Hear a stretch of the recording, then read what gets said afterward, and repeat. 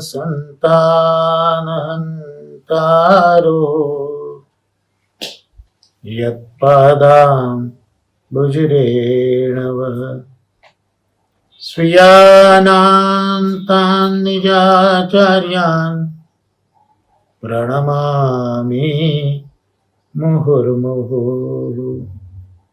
यदनुग्रहतो जन्तुः सर्वदुःखातिगो भवेत् तमहं सर्वदा वन्दे श्रीमद्वल्लभनन्दनम्। सुलभ्य हृदि सर्वेशं श्रीगोपीजनवल्लभम्। गुणगानं मुदा कुर्वे तस्य तुष्टै स्वभावतः। वन्दे नन्दव्रजस्त्रीणां पादरेणुमभीक्ष्णशः। यासां हरिकथोद्गीतं પુનાતિ ભુવનત્રયમ। આજે શુક્રવારે શ્રી ભાગવતાર્થ પ્રકરણમાં શ્રી મહાપ્રભુજીની કૃપાથી આપણે આગલા શ્લોકનું અવગાહન કરીશું।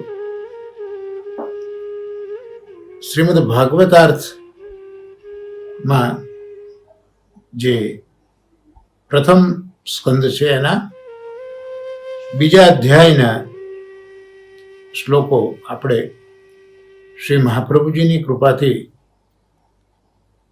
અને પરમ ભાગવત શ્રી દાદાજી કૃષ્ણશંકર શાસ્ત્રીજી અને શ્રી નવનીતપ્રિય શાસ્ત્રીજીની કાનીથી સમજવાનો એક નમ્ર પ્રયત્ન કરી રહ્યા છે। પ્રથમ સ્કંદનો પહેલો અધ્યાય આપણે જાણીએ છીએ કે પ્રશ્નાધ્યાય છે। નૈમિષારણ્યમાં શૌનકાદી 88,000 ઋષિઓ બિરાજ્યા છે। સહસ્રમ સત્ર કરવો છે અને ભગવદ ઈચ્છાથી સૂતજી ત્યાં પધાર્યા છે અને શૌનકાદી ઋષિઓ 6 પ્રશ્નો સૂતજીને પૂછે છે। એમાં પહેલો પ્રશ્ન હતો એકાંતતઃ શ્રેય। આત્મકલ્યાણને શ્રેય કહેવાય અને શરીરનું કલ્યાણ ઈચ્છીએ એને પ્રેય કહેવાય। તો એ જે આત્મકલ્યાણ છે, શ્રેય છે, એ દરેકે દરેક વ્યક્તિએ અલગ અલગ હોઈ શકે, પણ અહીંયા ઋષિઓ પૂછી રહ્યા છે એકાંતતઃ શ્રેય, જે આત્મકલ્યાણ સર્વને લાગુ પડે એવું આપ હે સૂતજી અમને કહો। અને સૂતજીએ એ પ્રશ્નનો જવાબ પ્રથમ સ્કંદના બીજા અધ્યાયમાં 6 થી 10 શ્લોકની અંદર આપેલો હતો, કુલ 5 શ્લોકમાં। એટલે હવે આપણે શ્રી આચાર્ય ચરણોના સેવક તરીકે એ ગર્વ કરવો જોઈએ કે એ 5 શ્લોકમાં સૂતજી જે જવાબ આપે છે એનું કારણ શું શ્રી મહાપ્રભુજીએ સમજાવ્યું કે જે શ્રેય છે, આત્મકલ્યાણ છે, એ આત્મકલ્યાણ તો ધર્મથી જ થાય। એ ધર્મ એને ચાહે તમે યજ્ઞ કહો, ચાહે કર્મ કહો, એનાથી આત્માનું કલ્યાણ દરેકે દરેક જીવનું થાય। અને એ જે કર્મ, ધર્મ કે યજ્ઞ એ 5 પ્રકારના છે એવું શ્રી મહાપ્રભુજી સ્વીકારે છે, સમજાવે છે। તો 5 જે યજ્ઞ છે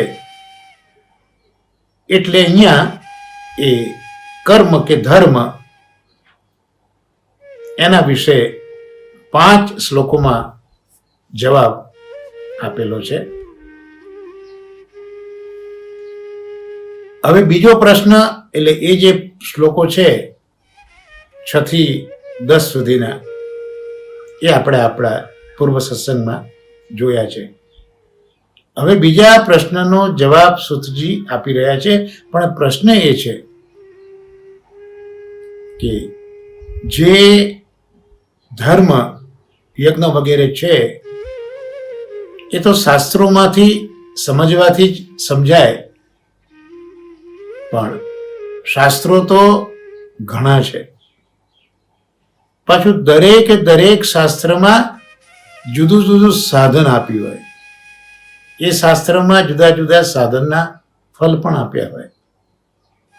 તો આ સમયમાં જો એક શાસ્ત્રનો થોડો ભાગ પણ વાંચવો સમજવો મુશ્કેલ હોય આ યુગની અંદર જીવોને, તો બધા શાસ્ત્રોનું અવગાહન તો ક્યાં થવાનું હતું? તો એ બધા શાસ્ત્રોનો સાર અમને કહો.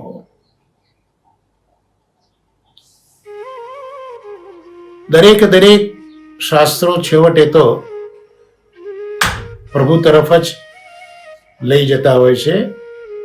પ્રભુની પ્રસન્નતાના જે ધર્મો છે, જે જીવનું દાયિત્વ છે, એની સમજ જુદી જુદી રીતે આપતા હોય છે. એટલે જે પ્રભુની પ્રસન્નતા માટે જે ધર્મો કરવાના છે એ પ્રભુ ને શ્રુતિઓ 12 અંગ વય પુરુષ તરીકે ઓળખાવે છે. એટલે એ ભગવાન એ પુરુષ છે, વિશ્વમાં એક જ પુરુષ છે ભગવાન, અને શ્રુતિ પ્રમાણે 12 અંગ એમના 12 અંગો છે. અને એ 12 અંગ છે, પણ પ્રત્યેક અંગ સ્વરૂપ ઠાકોરજી જ બિરાજે છે. આપણામાં હાથ પગ બધું અલગ હોય, દેહ અને દેહી જુદા હોય, પણ ઠાકોરજીમાં તો રસાત્મક પ્રભુ છે.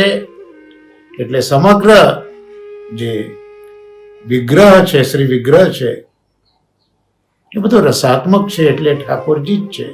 પણ 12 અંગ વાળા છે. એટલે એ 12 અંગ વાળા ઠાકોરજીને સમજાવવા માટે 12 શ્લોકોમાં સુતજી જવાબ આપી રહ્યા છે. એટલે 11મા શ્લોકથી લઈને 22મા શ્લોક સુધીમાં સુતજી શૌનકાદિ ઋષિઓ દ્વારા આપણને સમજાવી રહ્યા છે કે સર્વ શાસ્ત્રનો જે સાર એ હવે તમે સાંભળો. શ્રી મહાપ્રભુજીની કૃપાથી આપણે 11, 12, 13, 14, 15, 16 અને 17 શ્લોકો સુધીનું અધ્યયન કરી ચૂક્યા છે. મહાપ્રભુજીએ કરાવ્યું છે. હવે 18મા શ્લોક તરફ આપણે આગળ વધીએ એ પહેલા 17મા શ્લોકમાં આપણે જે જોયું હતું તે યાદ કરી લઈએ. કારણ કે મહાપ્રભુજી ભાગવતાર્થમાં સમજાવે છે કે દરેક શ્લોકોને પણ પરસ્પર સંગતિ છે. વ્યાસ મહર્ષિજીએ ચાહે સ્કંદ લખ્યા, અધ્યાય લખ્યા, શ્લોક લખ્યા, પણ એની પરસ્પર એક ચોક્કસ સંગતિ છે. જો ટૂંકમાં સમજવું હોય તો પહેલો સ્કંદ છે એ અધિકાર લીલા છે, બીજો સ્કંદ શ્રીમદ ભાગવતનો સાધન લીલા છે. તો મહાપ્રભુજી અહીંયા જે સંગતિ બતાવે છે, કાર્ય કારણ ભાવ, તો ભાગવત શાસ્ત્રના પ્રવેશ વખતે શું જરૂરી છે? અધિકાર જરૂરી છે. એટલે પહેલો સ્કંદ અધિકારનો આપણને મળ્યો. હવે અધિકારીએ શું કરવાનું છે? તો સાધન, શ્રવણ એ સાધન છે. તો એ બીજા અધ્યાયમાં બતાવ્યું. એટલે એ બીજા સ્કંદમાં બતાવ્યું, તો બીજા સ્કંદને સાધન અથવા તો જ્ઞાન લીલા તરીકે ઓળખાવી. તો આમ પરસ્પર સંગતિ છે. એટલે 18મા શ્લોકનું અવગાન આપણે શરૂ કરીએ એ પહેલા 17મા શ્લોકને આપણે જોઈ લઈએ. ત્યાં એ બતાવ્યું છે કે ભગવાન શ્રી કૃષ્ણ છે, એમના જે કથા છે એના શ્રવણ અને કીર્તન એક તો પવિત્ર છે, બીજું આ કૃષ્ણ સત્પુરુષોના મિત્ર છે. એટલે આવા સત્પુરુષોના મિત્ર એવા શ્રી કૃષ્ણ જેમના શ્રવણ કીર્તન પવિત્ર છે, તો એ કથાનું શ્રવણ કીર્તન જ્યારે જીવ કરે એટલે એ કૃષ્ણના સ્વસ્વરૂપ કથાઓનું જ્યારે કીર્તન થાય ત્યારે પ્રભુ જ એ શ્રોતાના હૃદયમાં બિરાજે છે અને એ જીવના અભદ્ર છે એને સારી રીતે હચમચાવી દે છે. અહીંયા અભદ્ર કોને કહેવું એ પણ મહાપ્રભુજી કૃપા કરીને સમજાવ્યું છે. આપણે સામાન્ય રીતે જે પાપ છે, દોષ છે, એને આપણે અભદ્ર તરીકે સમજીએ, પણ અહીંયા એ પાપની વાત નથી. કારણ કે ભગવાનની જે કથાઓ છે એનું શ્રવણ કીર્તન જ એટલું પવિત્ર છે કે એ કથાના શ્રવણ કીર્તનથી જ વ્યક્તિના પાપ દૂર થઈ જતા હોય છે.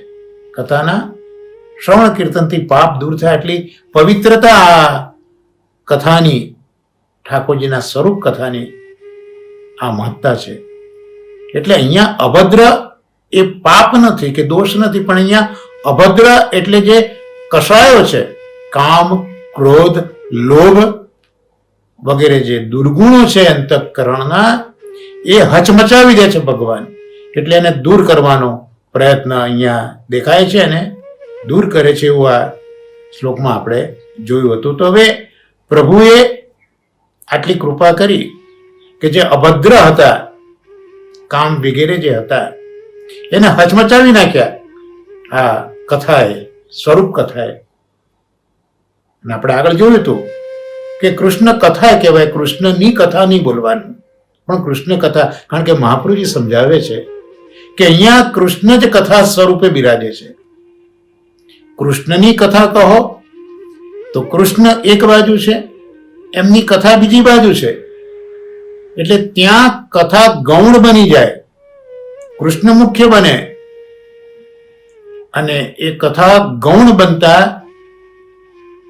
એ કૃષ્ણ આ હૃદયમાં પધારવાનું ઈચ્છે તો કરે, ન ઈચ્છે તો ન પણ કરે. પણ કૃષ્ણ કથા કહેતા અહીંયા કથાનું મહાત્મ્ય છે, કથાની મુખ્યતા છે. એટલે કૃષ્ણ જ અહીંયા કથા સ્વરૂપે, જે સ્વસ્વરૂપ છે કૃષ્ણનું, એ કથામાં પરિવર્તિત થઈ ગયું છે. અને એ સ્વરૂપ હૃદયમાં આવીને જે અધિકારી જીવો છે એના અભદ્રોને હચમચાવી દે છે. એટલે હવે એના અનુસંધાનમાં, સંગતિમાં આજે આપણે આ પ્રથમ સ્કંદનો 2જો અધ્યાય અને 18મો શ્લોક જોઈશું. આપની પાસે પુસ્તક બિરાજે છે તો એમાં પેજ નંબર 86 જુઓ. એ 86મા પેજની અંદર આપણે સાથે બોલીશું શ્લોક, પ્રથમ સ્કંદ 2જો અધ્યાય 18મો શ્લોક. કોના અનુસંધાનમાં?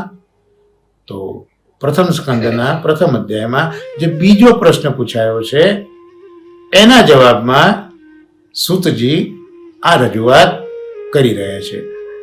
તો શ્લોક આ પ્રમાણે છે, સાથે બોલીએ. નષ્ટ પ્રાયેષ્વ ભદ્રેષુ નિત્યમ ભાગવત સેવયા ભગવત્યુત્તમ શ્લોકે ભક્તિર ભવતી નૈષ્ઠિકી. એટલે પેલા અભદ્રો હચમચી ગયા. તો એનાથી પ્રાપ્ત શું થયું? ઠાકોરજી પવિત્ર કથાના કીર્તન શ્રવણથી હૃદયમાં પધાર્યા, અભદ્રોને હચમચાવી મૂક્યા. પણ એનાથી પ્રાપ્ત શું થયું એ અહીંયા સંગતિ શ્રી મહાપ્રભુજી સમજાવે છે અને કહે છે કે જ્યારે શ્રી ભાગવત અથવા ભગવદ ભક્તોના નિરંતર સેવનથી અશુભ વાસનાઓ નષ્ટ થઈ જાય છે, અભદ્ર નષ્ટ થઈ જાય છે, હચમચી જાય છે, ત્યારે એ પવિત્ર કીર્તિ ભગવાન શ્રી કૃષ્ણના પ્રતિ નિષ્ઠાવાળી ભક્તિની પ્રાપ્તિ થાય છે. એટલે ટૂંકાણમાં આપણે જે સંગતિ જોઈ છે એ સંગતિ આ છે કે કામ વગેરે દૂર થયા, હચમચી ગયા, એનાથી શું પ્રાપ્ત થયું? ભક્તિ પ્રાપ્ત થઈ. કેવી ભક્તિ પ્રાપ્ત થઈ? નિષ્ઠાવાળી ભક્તિ. એ અગત્યનું છે. અને કોનામાં નિષ્ઠાવાળી ભક્તિ એ તો વધારે અગત્યનું છે.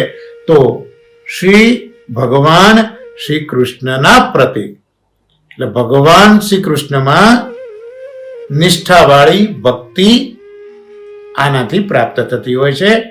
હવે આપણે એને અન્વયમાં પણ જોઈએ તો તમને ખ્યાલ આવે. આ શ્લોકમાં જોઈશું તો જે નિત્યમ એટલે નિરંતર,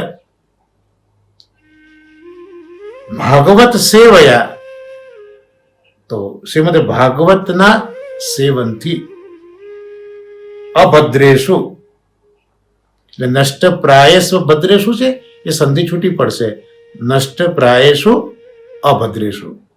તો અભદ્રેશુ એટલે અમંગલો, અને નષ્ટ પ્રાય, નષ્ટ પ્રાયેશુ એટલે લગભગ નાશ પામતા. પ્રાય શબ્દ અહીંયા વાપર્યો છે. એટલે લગભગ જ્યારે કંઈ કહેવું હોય ત્યારે પ્રાય શબ્દનો ઉપયોગ કરવો પડે. બધાની અમુક લોકો જ આવા છે, પ્રાય બધા આવા છે. તો લગભગ નાશ પામતા ઉત્તમ શ્લોકે એટલે ઉત્તમ યશવાળા, ભગવતી ભગવાનમાં, નૈષ્ઠિકી એટલે અવિચલ, ભક્તિ એટલે ભક્તિ, ભવતી એટલે થાય છે. એટલે અભદ્રોનો લગભગ નાશ થઈ ગયો. લગભગ શબ્દ છે, પ્રાય શબ્દ ઉપર ખૂબ ધ્યાન રાખવાનું છે કે અભદ્ર હચમચી ગયા છે, દૂર તો થયા છે પણ પૂરેપૂરા દૂર નથી થયા, એમ અહીંયા કહે છે. જ્યાં પ્રાય શબ્દ છે, નષ્ટ પ્રાય શું એટલે પરમ ભાગવત શ્રી કૃષ્ણ શાસ્ત્રીજી દાદાજી એ જ સમજાવે છે કે નષ્ટ પ્રાય શું એટલે કામા વગેરે દોષ એ ધોવાયા છે, હચમચી ગયા છે, પણ નિર્મૂળ નથી થયા. એ અહીંયા મહાપ્રભુજી સમજાવવા માંગે છે કે દોષ ધોવાયા છે ખરા, પણ નિર્મૂળ એટલે સદંતર ગયા નથી. એનો અર્થ એ થયો કે જે અભદ્ર છે, કામ ક્રોધ લોભ, એનું મૂળ થોડાક અંશમાં તો હજી અંતઃકરણમાં રહી ગયું છે. આ પ્રાય નષ્ટેશુને મહાપ્રભુજી ખૂબ સુંદર રીતે સમજાવે છે. ધોવાયા ખરા, દૂર થયા, પણ બધાની એટલે થોડા ઘણા જે અભદ્રો છે, કામ ક્રોધ અને લોભ, એ થોડા ઘણા પ્રમાણમાં તો રહી જ ગયા. તો આપણે એમ થાય કે આ કામ ક્રોધ લોભ એ પછી આપણે જે શ્રવણ ને કીર્તન કરીએ છીએ એમાં મુશ્કેલી ન સર્જે? આ કામ ક્રોધ લોભ શ્રવણ કીર્તનમાં આડખીલી રૂપ ન થાય તો શ્રવણ કીર્તન ફલિત કઈ રીતે થાય જ્યારે કામ ક્રોધ અને લોભ એ પૂરેપૂરા દૂર ન થયા હોય, એના અંશ થોડા રહી ગયા હોય, તો પછી શ્રવણ કીર્તન કામનું શું? એવો સહજ વિચાર આવે. તો શ્રી મહાપ્રભુજી સમજાવે છે અને એના આધારે દાદાજી પણ લખે છે કે આ બધા જે છે કામ ક્રોધ વગેરે એ છે તો ખરા પણ ઉપકારક છે તો ખરા પણ એ ઉપકારક છે. એટલે ટૂંકમાં જો આપણે કહીએ તો જે કામ ક્રોધ લોભ પ્રભુની પ્રાપ્તિમાં અંતરાય રૂપ છે, એ જ કામ ક્રોધ લોભ અહીંયા અંતરાય રૂપ ન થતા, દૂષણ રૂપ ન બનતા ભૂષણ રૂપ બને છે. આને કહેવાય સબ્લિમેશન, ઉર્ધ્વીકરણ. જેમ કામ ક્રોધ લોભ મોહ મદ મત્સર એ લૌકિકમાં તો પ્રભુ પ્રાપ્તિમાં અવરોધો ઉભા કરશે, પ્રતિબંધો ઉભા કરશે, પણ એને જો પ્રભુની સાથે આપણે જોડી દઈએ તો કામ આમ તો માણસને દૂર ફેંકી દેતો હોય છે જીવનમાં, પણ અહીંયા ભગવદ કામ જો હશે તો ભગવદ કામ પણ ભગવદ સ્વરૂપ છે. તો એ કામ અહીંયા જે કંઈ લૌકિક કામના છે એ આજે કામનાઓ બધી કૃષ્ણ સંબંધી પરિવર્તિત થઈ જશે. લોભ તો લૌકિકમાં ધન ઇત્યાદિનો લોભ, સત્તા સંપત્તિ ઇત્યાદિનો લોભ થાય, પણ એ લોભ જ્યારે કૃષ્ણ સાથે સંકળાઈ જશે ત્યારે એ સંપત્તિ જે આપણી છે એ અલૌકિક સંપત્તિ કૃષ્ણ, એમાં લોભ થશે કે આ કૃષ્ણ વધારે ને વધારે કઈ રીતે મારી પાસે વધારે આવે, કઈ રીતે હું વધારે ને વધારે કૃષ્ણની સન્મુખ જાઉં. તો આ કામ ક્રોધ લોભ મત્સર, લૌકિકમાં ઈર્ષા કરવી એ સારી નથી, પણ કોઈક સેવા ખૂબ સુંદર કરે છે ત્યારે આપણને થાય કે આ સેવા, ભગવત સેવા આ વૈષ્ણવ કરે છે તો મારાથી આવી સેવા ક્યારે થશે? કૃષ્ણ સેવા, કૃષ્ણ પ્રસન્ન કઈ રીતે થશે? તો આ બધા જ દૂષણો ભક્તિ માર્ગમાં, આ શ્રી મહાપ્રભુજીના આ પ્રેમ માર્ગની અંદર જ્યારે કૃષ્ણ સાથે જોડાય ત્યારે એનું ઉર્ધ્વીકરણ થાય છે, સબ્લિમેશન થાય છે. એટલે અહીંયા મહાપ્રભુજી આજ્ઞા કરી અને દાદાજી આધારે બતાવ્યું કે આ બધા કામ ક્રોધ લોભ એ અભદ્રો ઉપકારક છે. એ આપણે જોઈએ. પરમ ભગવદીય શ્રી નાનુભાઈ ગાંધી છે, એમણે આ શ્રી સુબોધિનીજીમાં ગુજરાતી ટ્રાન્સલેશન ખૂબ સુંદર કર્યું છે. એનું આપણે થોડું અધ્યયન કરીએ શ્રી મહાપ્રભુજીની કૃપાથી. કે એક તો સમજાયું કે અભદ્રો નો લગભગ નાશ, પ્રાય નષ્ટે છે. લગભગ નાશ થાય ત્યારે શું થાય? બીજું, નિત્ય ભગવાનના ભક્તોની સેવા થાય. અને એમ કરતા જે ઉત્તમ શ્લોક ભગવાન છે એમાં શ્રદ્ધાવાળી ભક્તિ થાય. એટલે આ આપણને પેલું ફળ મળ્યું પ્રભુ અંદર પ્રવેશ્યા તેનું. તો હવે અહીંયા સમજાવ્યું મહાપ્રભુજીએ કે અભદ્ર છે કામ વગેરે, કામ ક્રોધ લોભ આ અભદ્ર છે, એ બધા હચમચી ગયા છે, ધોવાયા છે, પણ એનો નાશ કર્યો નથી. પણ જેનો નાશ નથી કર્યો એનું અસ્તિત્વ કોક વાર દેખાય છે. કામ ક્રોધ લોભનું અસ્તિત્વ દેખાય છે. તો એ અસ્તિત્વ તમને કઈ રીતે સમજાશે? આપણે આગળ જોયું કે કામ ક્રોધ લોભ એનું ઉર્ધ્વીકરણ છે, એટલે એનું અસ્તિત્વ છે શ્રવણ કીર્તનમાં, પણ ખબર કઈ રીતે પડે કે આ ઉર્ધ્વીકરણ થયું? આ કામ ક્રોધ લોભ પ્રભુમાં લાગ્યા, કૃષ્ણ કથા શ્રવણ કીર્તનમાં લાગ્યા તો ખબર કઈ રીતે પડે? તો આ કામ જે છે એનું ઉર્ધ્વીકરણ એવી રીતે થશે કે કામના લીધે, કામના અસ્તિત્વના લીધે આ કૃષ્ણ કથાના શ્રવણમાં આગ્રહ રહેશે. પછી તમને બીજી કોઈ વાર્તાઓ સાંભળવી નહીં ગમે, કશું જ સાંભળવું નહીં ગમે. માત્ર ને માત્ર આ બાકી રહેલો જે કામ છે એ ઉર્ધ્વીકરણ પામીને તમને બીજા કોઈનું શ્રવણ નહીં કરવા દે.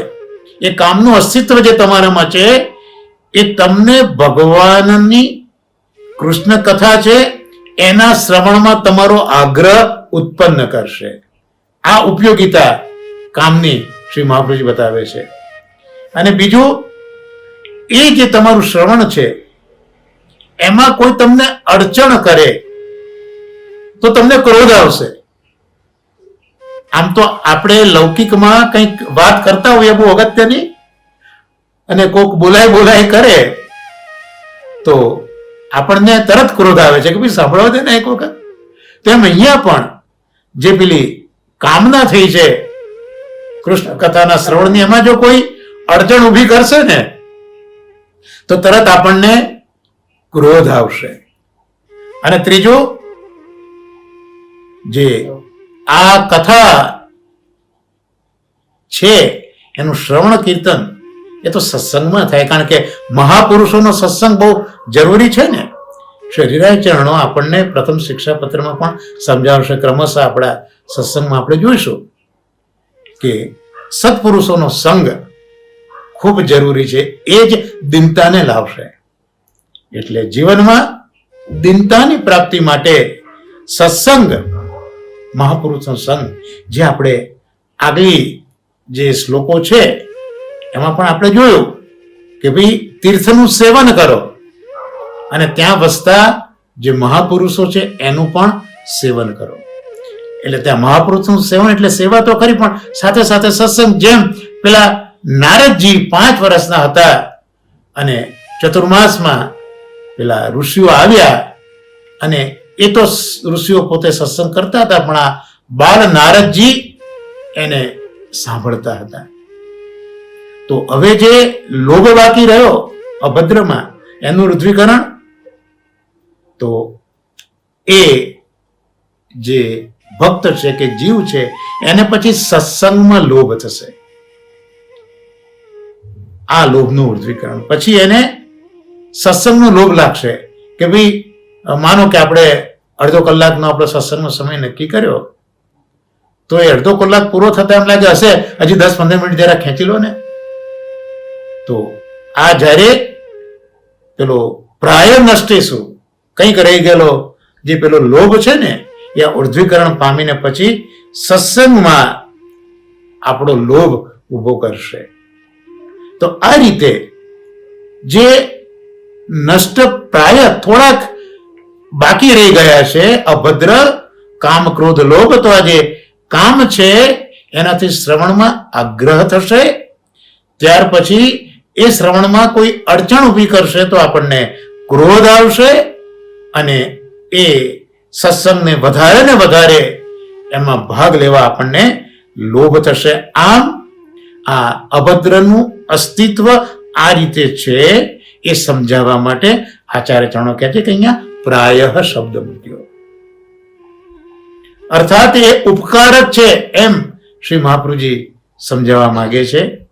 અને આપણને એમ થાય પણ આ બધા લૌકિકમાં તો અડચણ કરે છે કામ ક્રોધ લોભ, તો શ્રી મહાપ્રભુજીએ આ જ સમજાવ્યું આ દ્રષ્ટાંતોથી કે ભલે આ અભદ્ર રહ્યા પણ એ કથામાં અડચણ કરતા નથી. એનો પ્રકાર આપણે જોઈ લીધો કે કઈ રીતે નથી કરતા, કારણ કે એનું ઊર્ધ્વીકરણ થઈ ગયું છે, સબ્લિમેશન થયું છે.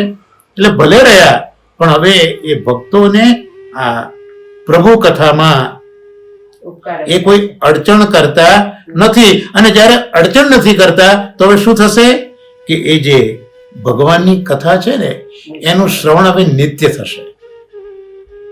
પછી થોડીક મિનિટનું નહીં હોય, થોડાક કલાકનું નહીં હોય કે થોડાક દિવસનું નહીં હોય, પણ એ પછી નિત્ય થશે.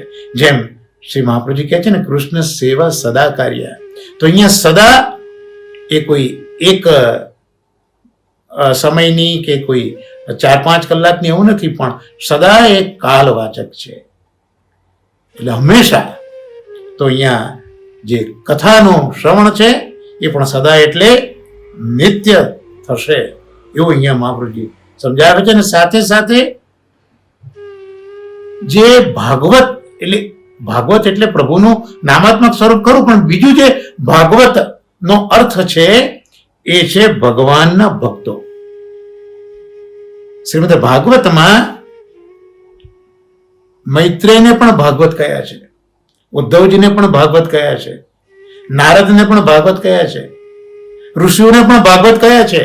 એટલે ભાગવત એટલે એટલું માત્ર ઠાકોરજીનું નામાત્મક સ્વરૂપ છે એવું જ માનવાની જરૂર નથી, પણ જે ભગવાનના અનન્ય ભક્તો છે એ પણ ભાગવત છે. એટલે ભાગવતની જે વ્યાખ્યા આપી છે શ્રી મહાપ્રભુજીએ અને શાસ્ત્રીજીએ રસાસ્વાદમાં લખી છે, ત્યાં ભગવાને કહેલું તો ખરું, પણ ભગવાનના ભક્તોએ પણ સાંભળ્યા પછી આચર્યા પછી જે કહ્યું એ પણ ભાગવત જ કહેવાય. આ શ્રી મહાપ્રભુજીની આટલી ઉત્તમ ફિલોસોફી છે કે જ્યાં ન માત્ર ભગવાન અને ભાગવતનો આદર, પણ સાથે સાથે ભગવાનના જે અનન્ય ભક્તો છે એનો પણ આદર છે, એ બધા પણ ભાગવત છે. એટલે અહીંયા જે સેવન કહ્યું એ શ્રીમદ ભાગવતનું સેવન તો ખરું, કૃષ્ણ કથાનું સેવન તો ખરું, ભગવાનની કથાનું સેવન તો ખરું, પણ સાથે સાથે ભગવાનના જે ભક્તો છે જેનું સેવન કરવું આપણે આગલા શ્લોકોમાં જોયું તીર્થોમાં, તો એમનું સેવન પણ નિત્ય થશે. એટલે આ જે અભદ્રો બાકી રહી ગયા એ અભદ્રો નડતર રૂપ નહીં થાય, પણ આપણને કમ્પેલ કરશે. શેના માટે? નિત્ય ભાગવત શ્રવણ માટે, અને નિત્ય જે ભાગવતો છે ભગવાનના ભક્તો છે એની પણ સેવા માટે એ નિત્ય થશે. એટલે આ શ્લોકમાં જે નિત્યમ શબ્દ મૂક્યો છે એનો અર્થ આવો છે. મહાપ્રભુજી આપણને સમજાવે છે, વૈષ્ણવો હૃદય ભરી આવે કે મહાપ્રભુજીએ કેટલો બધો શ્રમ લીધો છે. તો આ બધું આપણને કોણ સમજાવતે? હા, કયા આચાર્યાઓ બધું પ્રગટ કર્યું છે? એટલે આ ભાગવતાર્થ અને ભાગવતનું અધ્યયન જીવનમાં આટલા માટે જરૂરી છે. તો એ નિત્ય શબ્દ કહ્યું. એટલે હવે શું થશે? પેલો સત્સંગમાં લોભ થયો ને, શ્રવણમાં આગ્રહરૂપી કામ થયો, તો હવે શું થશે? જે આપણે કથાનું પહેલા શ્રવણ કરતા હતા, ખાલી કથાને શ્રવણ કરતા હતા, હવે શું થશે? એ કથાનો આપણે આદર કરીશું. કઈ રીતે આદર કરીશું? એક દેવની પેઠે આદર કરીશું. કારણ કે હવે માત્ર આ કથા નથી, પણ કૃષ્ણ જ કથા બનીને પધાર્યા છે. એટલે હવે માત્ર આપણે શ્રવણ નહીં કરીએ, પણ શ્રવણમાં આદર કરીશું. અને આદર વ્યક્ત કઈ રીતે થાય? તો જેમ દેવોનો આપણે આદર કરીએ છીએ. એટલે જ શાસ્ત્રીજીએ આ ભાગવત પરિવારો એમને દરેક ગામોમાં ઊભા કર્યા છે. તો ત્યાં આ એક પ્રોટોકોલ રહ્યો છે કે જ્યારે આપણે ભાગવતને લઈને સભાખંડમાં કથામાં જઈએ ત્યારે આપણું આસન લીધા પહેલા આપણે દંડવત કરીએ છીએ. કોને દંડવત કરીએ છીએ? જે વ્યાસપીઠ ઉપર જે ભાગવતજી બિરાજે છે, ભાગવત ભગવાન જે બિરાજે છે, અને જે વક્તા છે જે અત્યારના સુખદેવજીના ભાવથી બિરાજ્યા છે, એને આપણે વંદન કરીએ. એટલે અહીંયા જુઓ, ભાગવત ને પણ વંદન થયા, અને જે ભાગવતો છે સુખદેવજી જેવા એને પણ અહીંયા વંદન થઈ ગયા. એટલે બંનેની સેવા આ એક પ્રોટોકોલમાં આવી ગઈ કે તમે આદર કર્યો, દેવ જેવો આદર કર્યો શ્રીમદ ભાગવતમાં અને ભાગવતની કથા કહેનારમાં. એટલે શાસ્ત્રીજીના આ જ્યાં જ્યાં આ ભાગવત ચાલે છે મંડળો, ત્યાં આ એક પ્રોટોકોલ જોવા માટે મળે છે. તો આ બધું જે મહાપ્રભુજીએ સમજાયું છે તેનું જ શાસ્ત્રીજી આપણને અનુસરણ કરવાનું કહી રહ્યા છે. તો અહીંયા ભગવાનના ભક્તોની સેવા અને ભગવત કથાનું શ્રવણ આ બંને નિત્ય થશે એવું અહીંયા આપણને બતાવ્યું. હવે આગળ શું કહે છે કે જ્યારે એ શ્રવણનો દેવની પેઠે આદર થયો, તો હવે એ શ્રવણ શું બનશે? સેવા બની જશે. હવે આદર થયો ને, તો આદર શું થશે? એ સેવામાં પરિવર્તિત થઈ જશે. તો આ પ્રમાણે સેવા આપણે કરીએ તો એ આ પ્રમાણેની સેવાથી ભગવાનમાં ઘણો જ પ્રેમ ઉત્પન્ન થાય છે. એટલે આપણે આગળ જોયું ને કે બધા ભદ્રો નાશ થાય અને નિત્ય ભગવાનના ભક્તોની સેવા કરીએ તો શું થાય? તો અહીંયા સમજાયું કે આનાથી ભગવાનમાં પ્રેમ ઉત્પન્ન થાય છે. અહીંયા જે ભગવાન શબ્દ મૂક્યો છે એ ભગવાન શબ્દ એટલે પરબ્રહ્મ કૃષ્ણ, એના માટે અહીંયા ભગવાન શબ્દ મૂક્યો છે. અને ત્યાં એક શબ્દ વાપર્યો ઉત્તમ શ્લોક. ભગવાન પણ કેવા ઉત્તમ શ્લોક. તો એ ઉત્તમ શ્લોકનો શબ્દ જે છે પણ મહાપ્રભુજી ખૂબ સુંદર સમજાવે છે કે આ શુદ્ધ પરબ્રહ્મ ભગવાનને અહીંયા ઉત્તમ શ્લોક કયો. પણ ઉત્તમ શ્લોક એટલે શું? આ શ્રીમદ ભાગવતમાં આપણને દરેક જગ્યાએ એવા ઉત્તમ શ્લોક, એવા શબ્દો અવારનવાર સાંભળવા મળે છે. મહાપ્રભુજી કૃપા કરીને સમજાવે છે કે ઉત્તમ શ્લોક કોને કહેવાય, ભગવાનને શા માટે ઉત્તમ શ્લોક કહેવાય.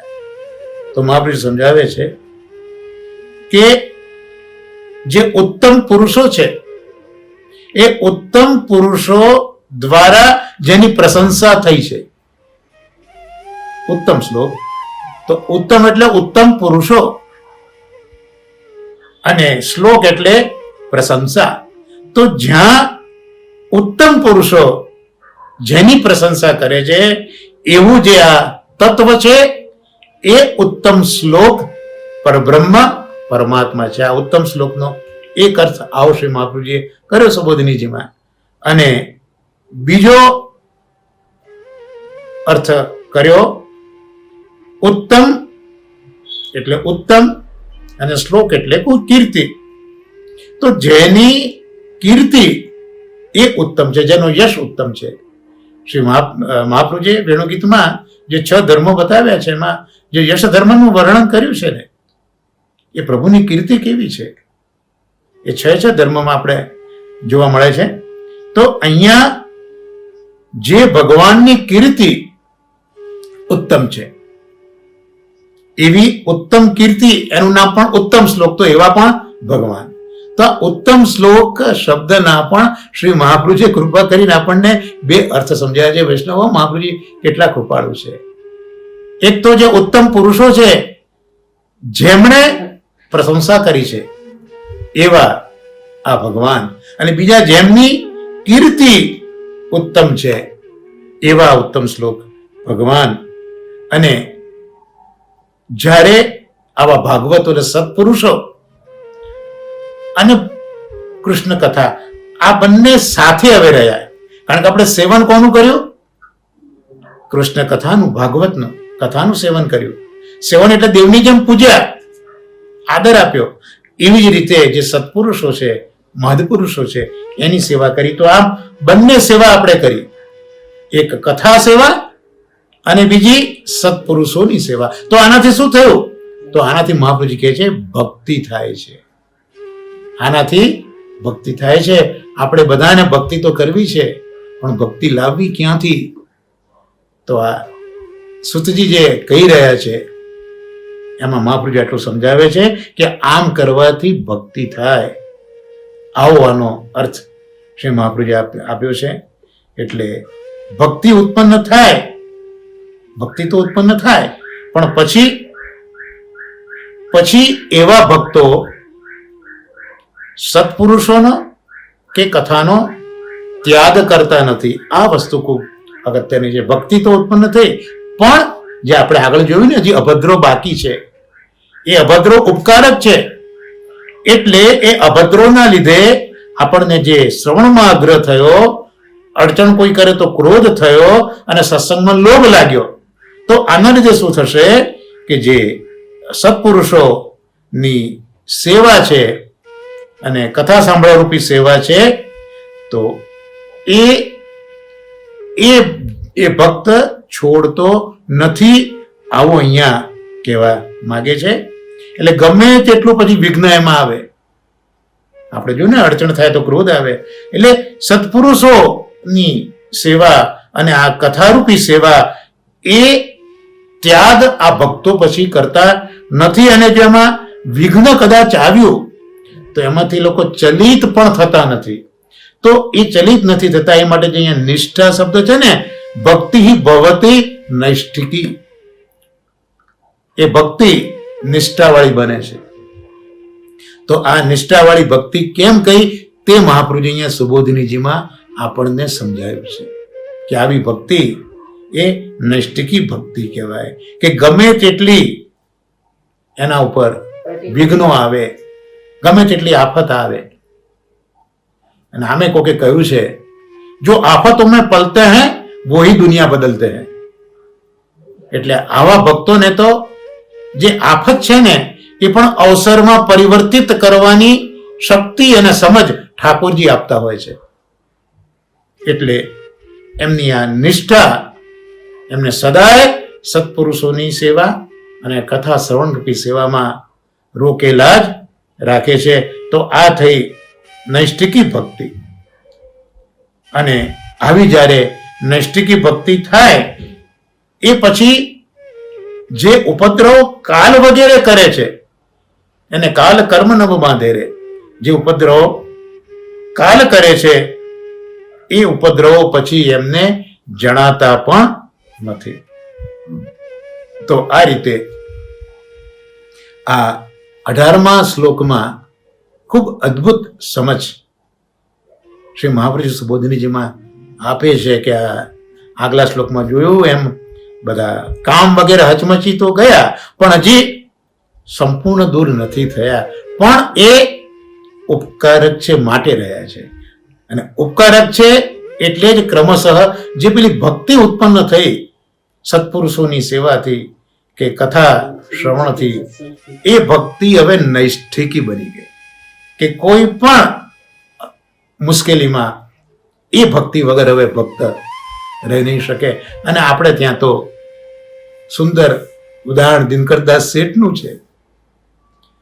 દિનકરદાસ શેઠ પ્રયાગમાં એક ક્ષત્રિયને ત્યાં જન્મેલા, અઢળક પૈસો બાપ પાસે હતો, પણ નાનપણથી જ મૂળ લીલાનો એ સંબંધ છે ને, નાનપણથી જ આ કથાઓ ચાલતી હોય એટલે 5 વર્ષના હતા ત્યારથી એમને કથામાં ચિત્ત લાગી ગયેલું.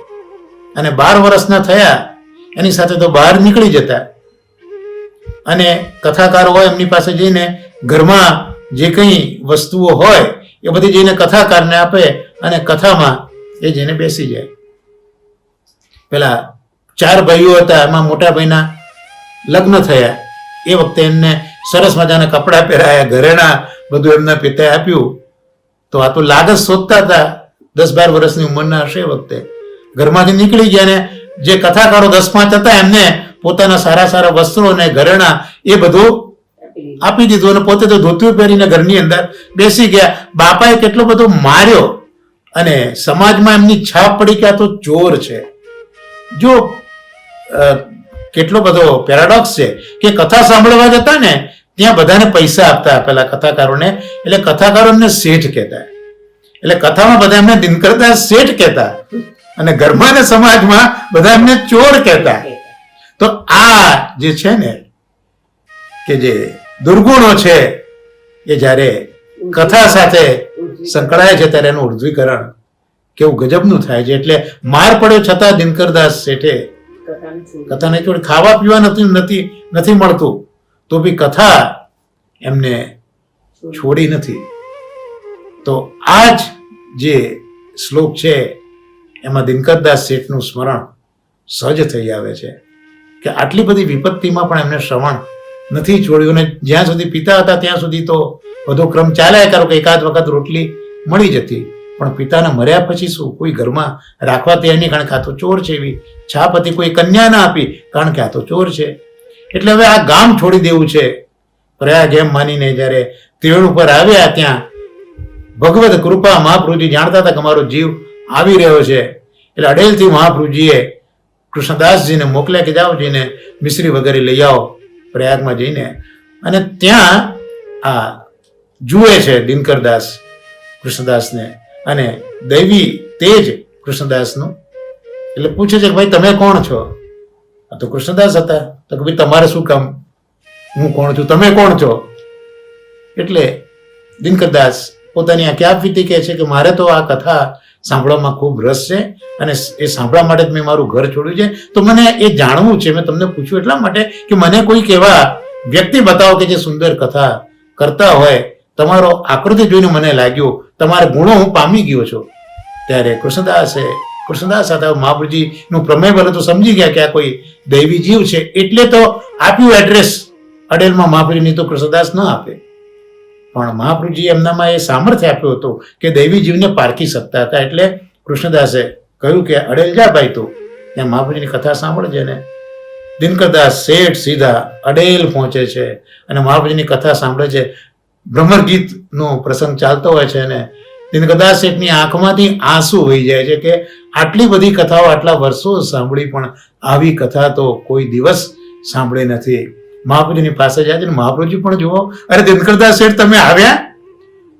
હજી તો દિનકરદાસે પોતાની ઓળખ આપી નથી, કઈ વિનંતી કરી નથી ને તરત મહાપ્રભુજી કહે છે કે અરે દિનકરદાસ શેઠ તમે આવ્યા. કેટલો બધો સંબંધ ગાઢ નિત્ય લીલાનો અહીંયા છે.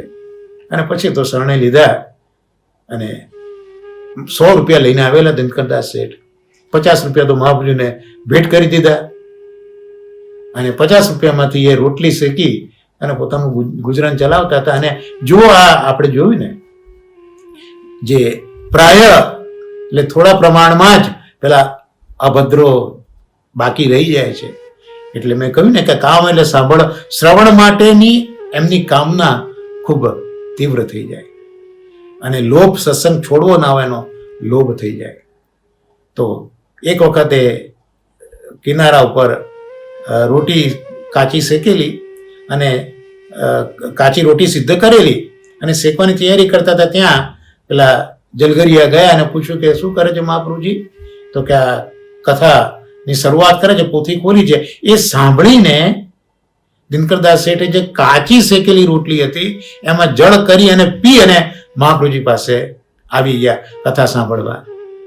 મહાપ્રભુજીને જ્યારે ખબર પડી ત્યારે મહાપ્રભુજી કીધું કે આવું ન કરાય, પણ તમે મારા ઉત્તમ શ્રોતા છો. એટલે એ દિવસથી મહાપ્રભુજી જ્યાં સુધી દિનકરદાસ શેઠ ન આવે ત્યાં સુધી કથાની પોથી ખોલતા નહોતા. આ જો ઉર્ધ્વીકરણ જે આપણે આગળ જોયું ને, કામ અને લોભનું ઉર્ધ્વીકરણ આટલા દિનકરદાસ શેઠના જીવન પ્રસંગમાં તો અદ્ભુત આપણને આ પ્રસંગ દેખાય છે કે કેટલી બધી એમને. અને મહાપ્રભુજીના સેવક બન્યા એટલે ભાગવતોની સેવા તો થઈ ગઈ કે નહીં, આચાર્ય સેવા તો છે જ. અને એટલે એમને નૈષ્ઠિકી ભક્તિ થઈ ગઈ છે દિનકરદાસ શેઠને. તો આજે આ 18મા શ્લોકમાં ખરેખર શ્રી મહાપ્રભુજીએ અને દાદાજીએ, નવનીત પ્રિયાજીએ ખૂબ જ કૃપા કરી, ખૂબ જ આશીર્વાદ આપ્યા કે આ એક 18મા શ્લોકમાં, પ્રથમ સ્કંદના 2જા અધ્યાયનો 18મો શ્લોક, એમાં કેટલી બધી સમજ શ્રી મહાપ્રભુજીની પ્રેરણાથી આપણને આ નૈષ્ઠિકી ભક્તિ અને કામ, ક્રોધ, લોભનું ઉર્ધ્વીકરણ એ વિશે મહાપ્રભુજીએ આપણને સમજાયું. પરમ ભાગવત કૃષ્ણશંકર શાસ્ત્રીજીએ આપણને સમજાયું. પરમ ભાગવત નવનીત શાસ્ત્રીજીએ આપણા પર કૃપા કરી. અને આ બધું આપણે આ રીતે આજના આ ભાગવતાર્થના સત્સંગમાં આપણે જોયું.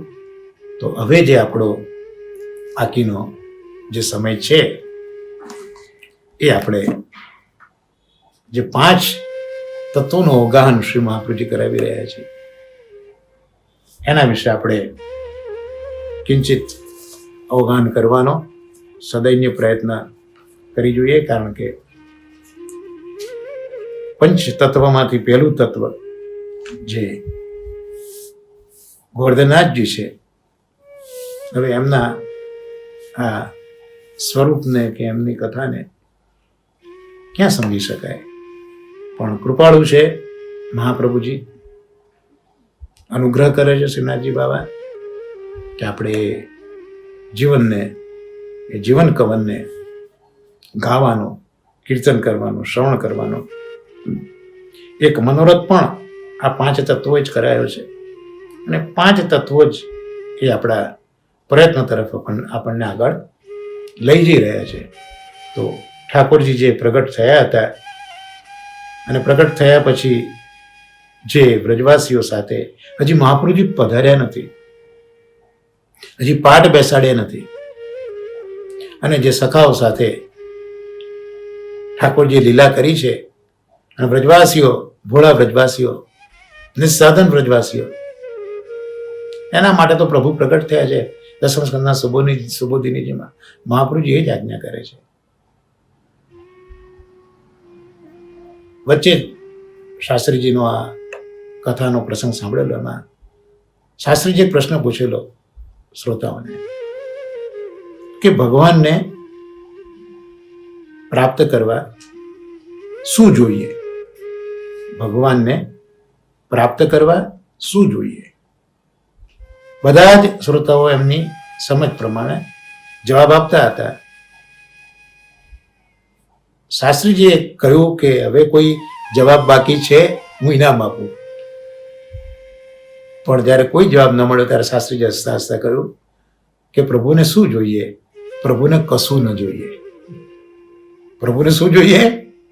જીવ પાસે જે પોતાનો છે. પ્રભુને શું જોઈએ? પ્રભુને કશું ન જોઈએ. અને એનું પ્રમાણ પણ છે. પ્રમાણ આ જ રીતે કે દસમ સ્કંદના સુબોધની જેમાં શ્રી મહાપ્રભુજી કહે છે કે વ્રજના લોકો નિસ્સાધન છે, નિસ્સાધન જનો છે, અને નિસ્સાધન જનો માટે જ આ ફલાતમાં ભગવાન પ્રગટ થયા છે. એનો અર્થ એ કે વ્રજવાસીઓને પાસે કશું જ નથી કે ભગવાન મળે. એટલે ભગવાનને પ્રાપ્ત કરવા માટે કશું જ ન જોઈએ. ભગવાને ઈચ્છા કરવી જોઈએ કે આ જીવ નિસ્સાધન છે. તો એ નિસ્સાધન, કારણ કે વ્રજવાસીઓનું પણ જીવન જો આપણે જોઈએ, મહાપ્રભુજીએ વર્ણવ્યું છે કે વહેલી સવારમાં સૂર્યોદય થતા પહેલા તો બધા ઊભા થઈ જતા અને ગાયોને લઈને ચરાવવા નીકળી જતા, અને સાંજે પછી થાક્યા પાક્યા ગાયો ચરાવીને એમના ખેતરોમાંથી એ થાક્યા પાક્યા આવતા વાળું પાણી કરતા અને સૂઈ જતા. જે આપણે અત્યારના ભાગવતમાં જોયું ને, એકાંતત શ્રેય. તો એમને આત્મા કલ્યાણની કોઈ ખબર જ નહોતી. એમને કોઈ સાધન જ નહોતું કે આત્મા કલ્યાણ જેવું કંઈક છે ને એનું કંઈક સાધન છે એવું જાણતા નહોતા. પણ પ્રભુ એમને એમના માનેલા હતા. પ્રભુએ એમનું વરણ કરેલું હતું. પ્રભુ એમને પોતાના તરીકે સ્વીકારેલા હતા. એટલે એમનું કાંઈ જ પ્રભુને જોઈતું નહોતું અને પ્રભુ પ્રગટ થઈ ગયા. તો આવા આ પ્રભુ આ નિસ્સાધન વ્રજવાસીઓ સાથે જે બધી લીલા કરતા હતા પ્રગટ થયા પહેલા, એ આપણે અત્યાર સુધી જોયું. અને હવે મહાપ્રભુજીને આજ્ઞા ઠાકોરજી કરે છે. હવે ઠાકોરજીએ પ્રગટ થવાનું મન કર્યું છે, ઈચ્છા કરી છે, એટલે એ મહાપ્રભુજીને આજ્ઞા કરે છે. તો આ જે આખો પ્રસંગ છે એ તો આપણે વાંચીશું, પણ આ આખું જ એ આપણને પ્રાગટ્યનું ધોળ છે. ગોસ્વામી શ્રી યશોદા બેટીજી સુરતના, એમણે આ જે પ્રાગટ્યનું ધોળ છે ને એમાં આ વર્ણન કર્યું છે, જે આપણે જોઈશું હવે આગળ. અને એવી જ રીતે ગોસ્વામી શ્રી દ્વારકેશજી એમને મૂળ પુરુષમાં પણ આ વર્ણન કર્યું છે. તો આપણે વર્ણન પહેલા જોઈએ કે એમાં શું કહે છે ગોસ્વામી શ્રી યશોદા બેટીજી, પૂજ્ય યશોદા બેટીજી. આ પ્રાગટ્ય એટલે શ્રી નાથજી મહાપ્રભુજીને જે આજ્ઞા કરે છે એ આખો જે પ્રસંગ અને મહાપ્રભુજી પધાર્યા છે એનું આખું વર્ણન હવે આપણે જોઈએ કે અહીંયા પ્રાગટ્યનો ધોળમાં શું કહે છે પૂજ્ય બેટીજી. દહીં દૂધ વ્રજવાસી કેરા આરોગે નંદલાલ રે, ઝારખંડમાં જઈ મહાપ્રભુજીને આજ્ઞા કરી તત્કાલ, ગોવર્ધન રસિયા રે મારે મન વસિયા બ્રજનાથ, મધુરવલો હસિયા રે. ઇન્દ્ર નાગને દેવ દમન તે પ્રગટ થવા વ્રજ માહરે, ગિરિવર ઉપર આપ પધારી સેવા ચલાવો ને ત્યાં, ગોવર્ધન રસિયા રે મારે મન વસિયા બ્રજનાથ, મધુરવલો હસિયા રે.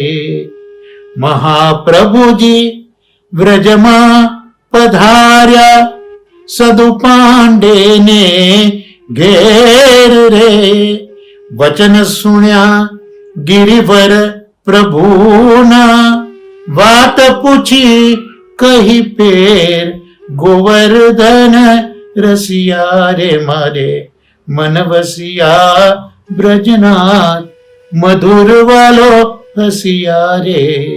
સદુ પાંડે શ્રી મહાપ્રભુજીને કહે છે પ્રાગટ્યનો પ્રકાર રે, દેવ દમન નામે પ્રગટ્યા છે, મહિમા અપરંપાર ગોવર્ધન રસિયા રે. દહીં દૂધ વ્રજવાસીઓના નંદલાલ આરોગી રહ્યા છે, આપણે આગળ પ્રસંગો જોયા. અને એક વખત ઝારખંડમાં આપે મહાપ્રભુજીને આજ્ઞા કરી. મહાપ્રભુજી ત્રીજી પરિક્રમા કરવા ઝારખંડમાં પધાર્યા છે. એ વખતે આજ્ઞા કરી. શું આજ્ઞા કરી? ગોવર્ધન રસિયાએ તત્કાલ આજ્ઞા કરી, તરત જ આજ્ઞા કરી. શું આજ્ઞા કરી?